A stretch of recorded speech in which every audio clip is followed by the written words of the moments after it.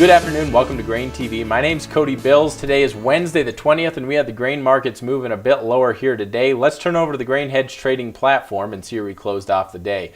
Corn trading down 2.5 cents, soybeans down 7 cents, and wheat in Chicago mostly unchanged here, finishing up a half penny.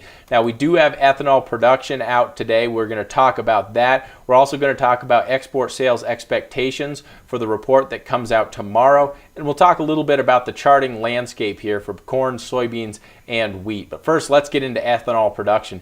You notice ethanol production here increased week over week, up 46,000 barrels per day to 958,000 barrels per day this week. So this is a nice jump. The last 2 weeks we have been behind 2013 production. This is a nice improvement here. So this is very positive for corn, I would say, and also very positive for overall ethanol production. This kind of gets us back into that increased ethanol production mentality, the trend that we've been seeing the majority of this marketing year. We have seen ethanol production running about 4.8% ahead of last year's pace. USDA is expecting roughly a 1.3% increase over last year. Now take a look at this weekly ethanol production chart. You'll notice this week's production was very significant. And you'll notice also that this is kind of the time of the year that we expect to see an increase in ethanol production.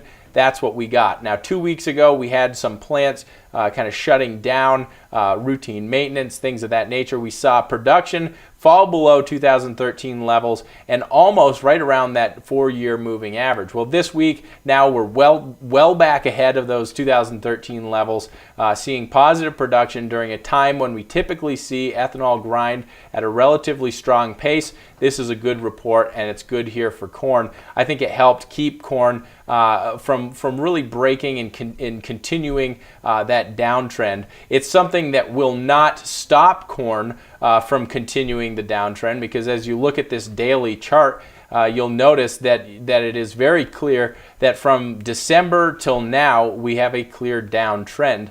And really, when you look at corn, we have a support around 355.5. We have a resistance level right up around 375. That's going to be difficult to break. I don't think we're going to really be able to get up over that 375, at least in the short term.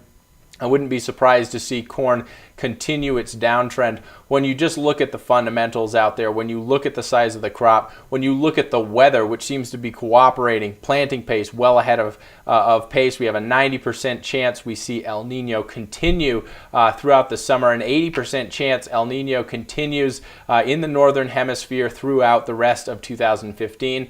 When you put all that together, you look at the trend, I think it's unlikely that we break this downtrend that has been established. So let's talk a little bit about export sales. We do have export sales out early tomorrow morning. Expectations here for old crop corn between 400 and 600,000 metric tons. Expectations for soybeans between 100 and 250,000 metric tons. And expectations for wheat here between cancellations, because we're at the end of the marketing year for wheat, cancellations of 200,000 metric tons to possible sales of 50,000 metric tons. It's going to be interesting to see.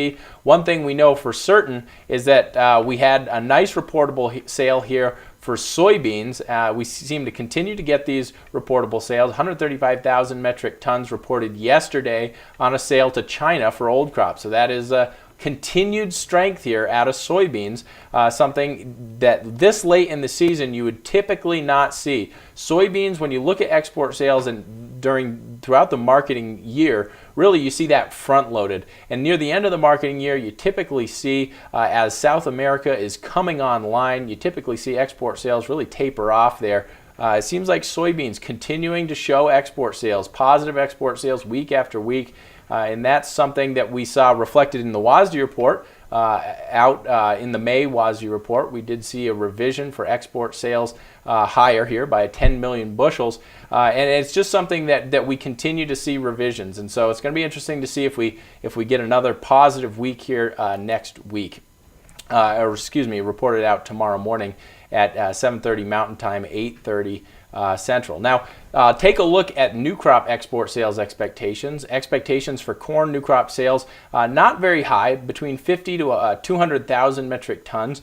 Soybeans expectations between 150 to 350,000 metric tons, and expectations for wheat sales, new crop of course, between 200 and 350,000 metric tons.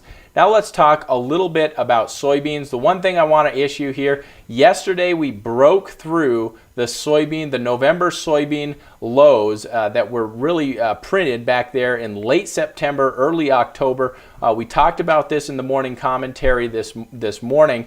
But first of all, I just want to mention that when you break through these lows, it is very possible that we see continuation or some sort of impulse lower. Now, we didn't get an impulse directly in yesterday's trade. Today, we did see continuation. We found a little bit of support near the end of the day. But I am concerned that sell stops have been triggered. I am concerned that this really ushers in a new leg lower here in this established bearish trend. So I am concerned about soybeans here continuing to drift lower, continuing this downtrend now that we've broken through these lows. So producers out there, I think it would be prudent to at least really look at your risk management strategy and think, if we go another 30 to 50 cents lower here, are you prepared? So if you aren't, go ahead, give us the office a call. The number is 877-472-4607. We can kind of talk through your strategy. And perhaps we can kind of identify something that will work right for you. When you look at wheat, this is kind of something that's very interesting because wheat has been exceptionally weak here throughout the better part of the marketing year. And now all of a sudden we get a little bit of a short covering rally last week, and we're hanging out right next to the 100-day moving average. I think one thing that we want to pay attention to, though everyone is saying that this is a short covering rally, and I agree, I believe it is a short covering rally, we are hanging right around that 100-day moving average. And oftentimes when you get up to that resistance level, it may take a little bit of consolidation around this price level to be able to move through it and even continue higher. Now, I'm not necessarily saying that we will continue higher, but I think it is something that you should consider, because these sort of short covering rallies can last a little bit longer than some people anticipate. So despite the fact that we have growing global ending stocks, there are some concerns on the table here. Russia, of course, a little bit drier here. Looks like the next 2 weeks we're going to see continued dryness over there. It's not something that's immediate, but it is starting to stress the crop a little bit. So that's something that's on the radar. Of course, throughout the U.S., we have exceptional amounts of rain going through that Kansas City wheat region.